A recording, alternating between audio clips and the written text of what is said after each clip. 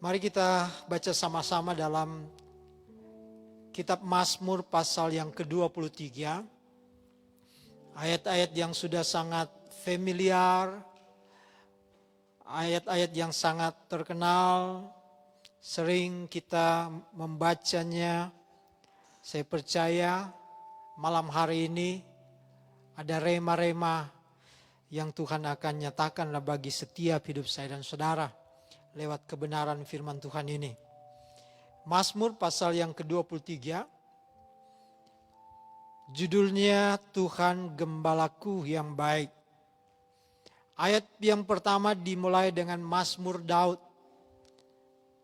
Jelas bahwa ayat atau perikop ini bahwa yang menulis adalah Daud. Ayat yang pertama dulu kita lihat sama-sama, kita baca sama-sama. Tuhan adalah gembalaku, takkan kekurangan aku. Bapak Ibu Saudara, sekali lagi saya mau katakan bahwa Mazmur ini ditulis oleh Daud.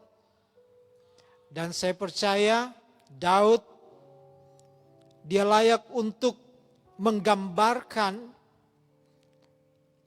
Allah adalah gembala. Gembala yang baik. Karena dia punya pengalaman sebagai seorang gembala untuk memelihara dan menjaga binatang-binatang.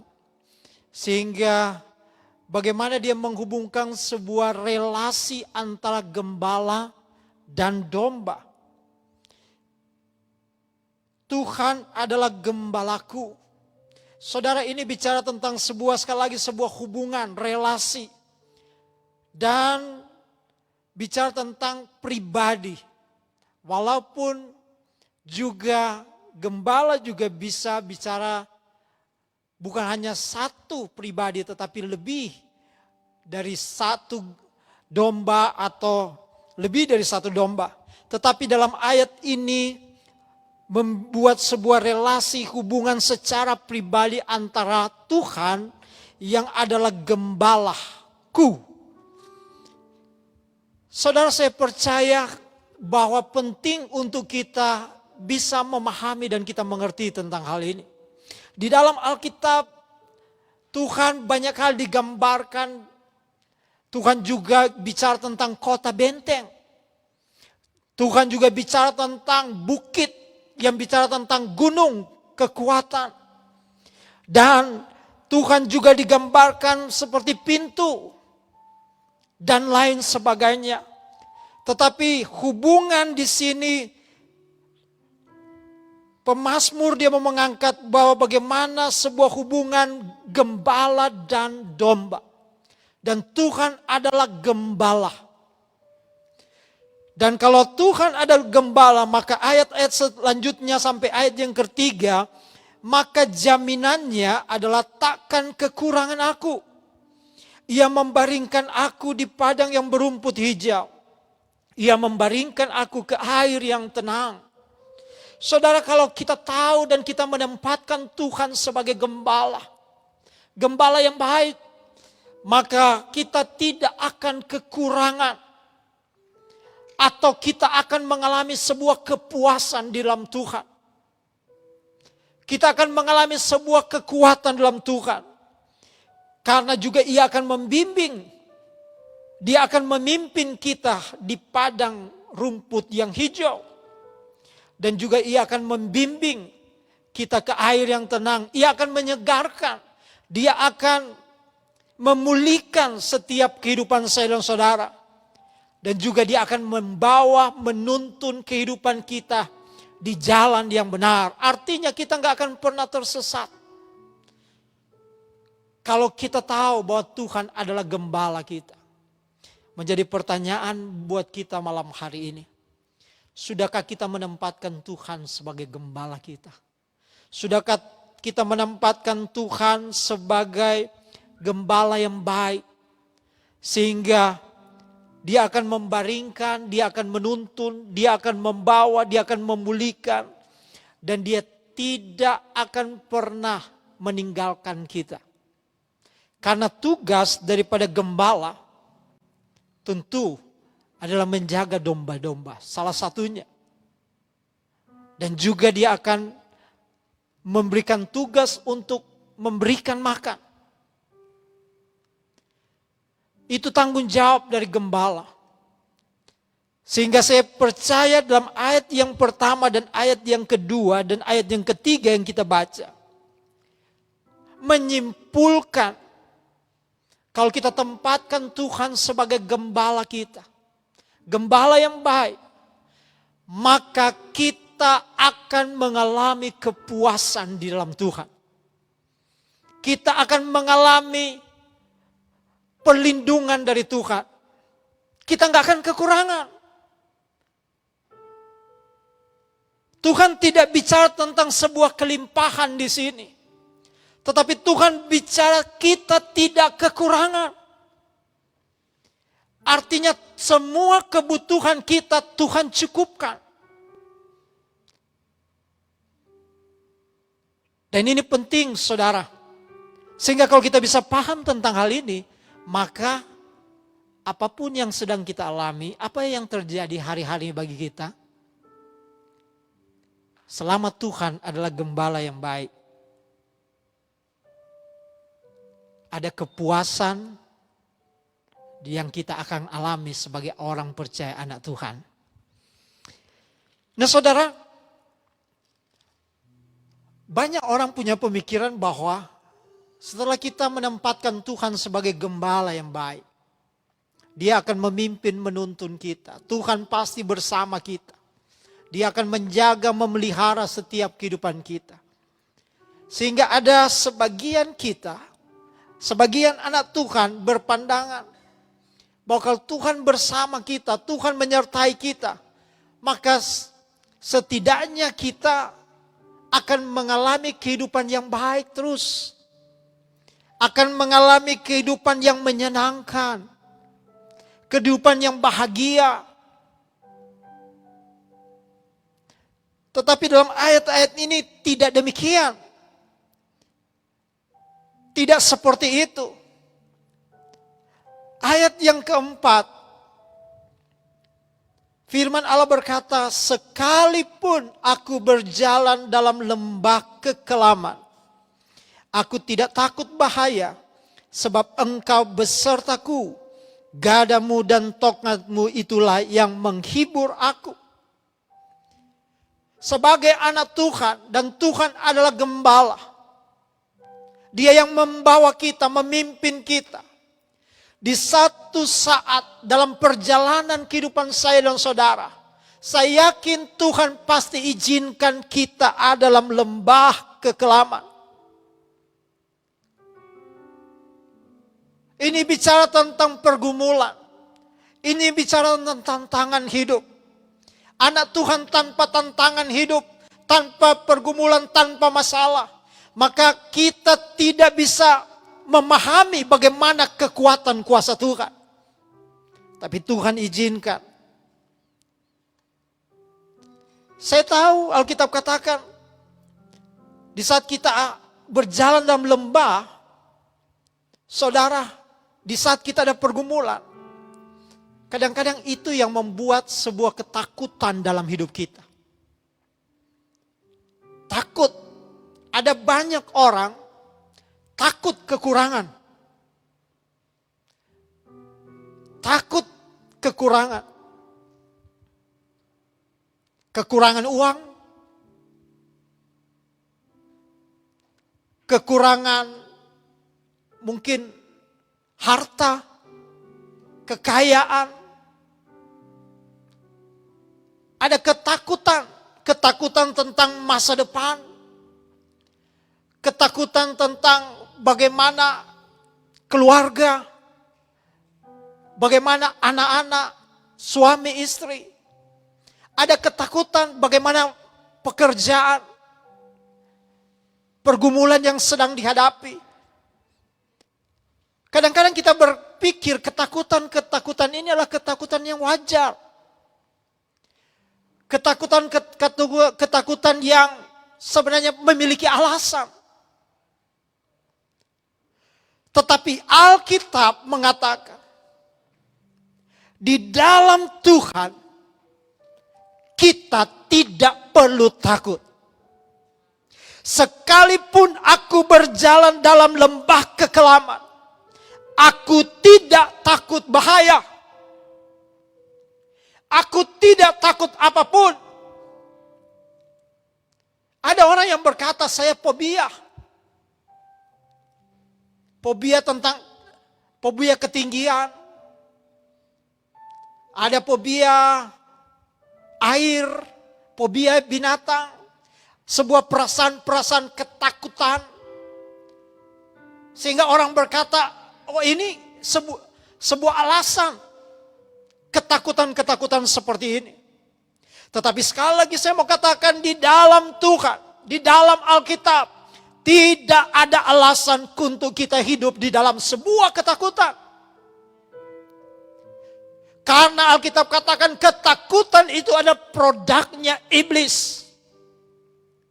Karena ketakutanlah itu membuat kita nggak bisa berhadapan dengan tantangan. Ada banyak orang takut tentang pergumulan, takut tentang masalah. Tetapi tahukah saudara, dunia ini penuh dengan pergumulan. Dunia ini penuh dengan masalah. Kita ada seringkali di lembah kekelaman. Kita nggak bisa menghindar. Kita nggak bisa keluar selama kita ada dalam dunia ini. Nggak bisa. Tidak bisa keluar selama kita ada dalam dunia ini. Tetapi seorang yang tahu bahwa Tuhan adalah gembala yang baik. Bukan hanya kita penikmati. Memang dia akan memenuhi kita dari setiap kebutuhan kita. Dia akan menuntun kita, dia akan memimpin kita. Kita nggak mungkin tersesat. Selama Tuhan adalah gembala yang baik. Kalaupun Tuhan izinkan, kita tidak akan pernah takut. Sebab Engkau beserta denganku. Gada dan tongkatmu itulah yang menghibur aku. Tuhan beserta dengan kita. Tuhan bersama dengan kita. Tuhan ada di depan kita, di samping kita, di belakang kita. Dia ada dalam hidup saya dan saudara. Dia beserta dengan kita. Ada gada tongkat bicara tentang kekuatan. Karena Tuhan, dia sumber kekuatan. Saat bangsa Israel keluar dari Mesir, Musa memimpin bangsa Israel. Pada waktu mereka keluar dari Mesir, dari belakang mereka dikejar oleh tentara-tentara Mesir yang luar biasa. Di depan mereka ada laut Teberau. Mereka nggak mungkin mundur. Mereka nggak mungkin kembali. Karena Tuhan yang memerintahkan lewat Musa untuk membawa umat Tuhan keluar dari perbudakan tanah Mesir. Untuk menuju ke tempat yang lebih baik. Tanah perjanjian. Sekali Tuhan ada di depan dan bersama dengan bangsa Israel. Bangsa ini gak perlu takut. Tidak perlu takut. Tuhan bisa melakukan banyak hal. Lewat tongkat dari Musa. Ada kuasa. Bagaimana kalau tongkat Allah dan gada Tuhan selalu menyertai kita. Kita tidak akan pernah takut. Bahaya apapun, pergumulan apapun, kesulitan apapun, tantangan apapun, tidak akan membuat kita mundur. Tuhan ada bersama dengan kita. Ayat yang kelima. Engkau menyediakan hidangan bagiku. Di hadapan lawanku, engkau mengurapi kepala dengan minyak. Pialaku penuh melimpah. Ayat 5 ini Tuhan, Alkitab menggambarkan. Bagaimana dia gambarkan anak Tuhan atau domba. Atau anak Tuhan. Seperti tamu Tuhan akan menyediakan makanan. Artinya apa? Ini sebuah gambaran kalau tamu itu memang benar-benar mengalami servis pelayanan yang luar biasa. Kalau pada masa itu, zaman Israel budaya di sana, seorang tamu dia harus mencuci kaki, dilayani dengan baik. Servisnya luar biasa.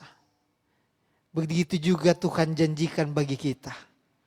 Kalau kita tahu bahwa Tuhan gembalaku yang baik, maka Dia akan menyegarkan, Dia akan membimbing, menuntun kita. Sekalipun kita di dalam lembah kekelaman, kita tidak pernah takut bahaya apapun karena janji Tuhan Dia akan beserta dengan kita. Haleluya, dan ada penghiburan. Bukan sampai di situ, Tuhan menyiapkan hidangan bagi kita di hadapan lawan kita. Artinya orang yang tidak percaya Tuhan akan melihat betapa luar biasa Tuhan bagi kita. Ini membuktikan bagaimana Tuhan sangat dahsyat bagi hidup saya dan saudara. Engkau akan mengurapi kepalaku dengan minyak, piala penuh dengan melimpah. Wah, semua luar biasa. Dan ayat yang ke-6, kebajikan dan kemurahan belaka akan mengikuti aku seumur hidupku. Dan aku akan diam dalam rumah Tuhan sepanjang masa. Kebajikan, kemurahan akan mengikuti kita. Sehingga kita katakan terima kasih Tuhan. Kita ada karena hanya kemurahan Tuhan saja. Kita hidup hanya karena anugerah Tuhan.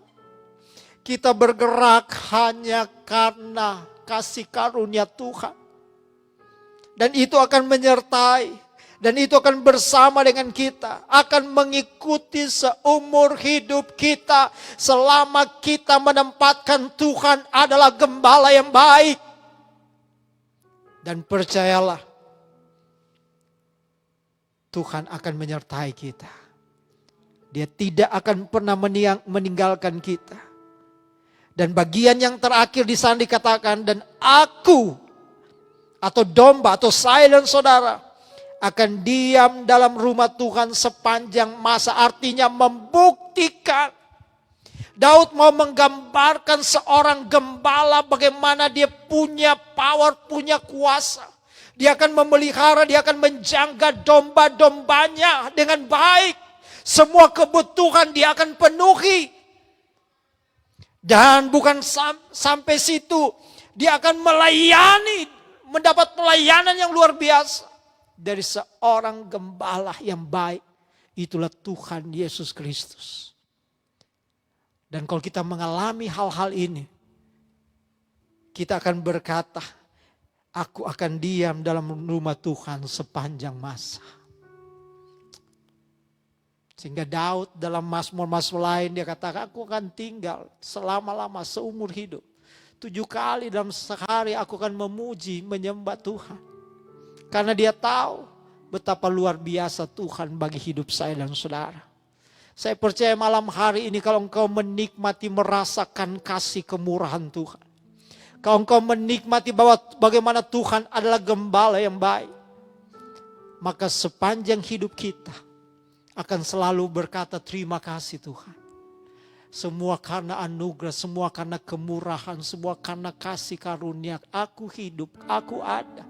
Haleluya, di saat aku ada dalam lembah kekelaman, aku tidak takut bahaya.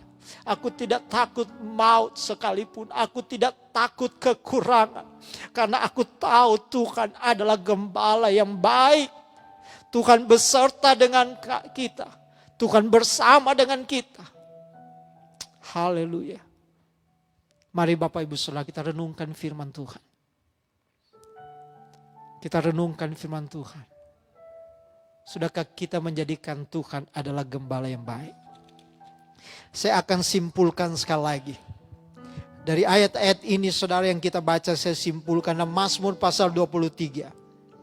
Bagaimana membandingkan Tuhan dengan seorang gembala yang menjaga kita dan menyediakan setiap keperluan saudara dan saya. Tuhan, Dia Sang Gembala, memimpin kita semua. Saudara, di dalam supaya kita bisa Dia berjalan di sebelah kita. Dia ada bersama dengan kita. Bahkan Alkitab katakan ketika saya dan saudara merasa ketakutan, maka Tuhan selalu menyertai dan bersama dengan kita.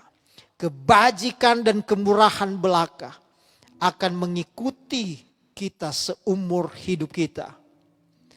Tuhan akan melingkupi kita. Tuhan akan melindungi setiap hidup saya dan saudara. Saya mau katakan, mari malam ini ingatlah bahwa Tuhan beserta dengan kita. Tuhan membimbing kita, dan kebajikan serta kemurahan belaka dari Tuhan akan mengikuti kita semua. Tuhan Yesus memberkati.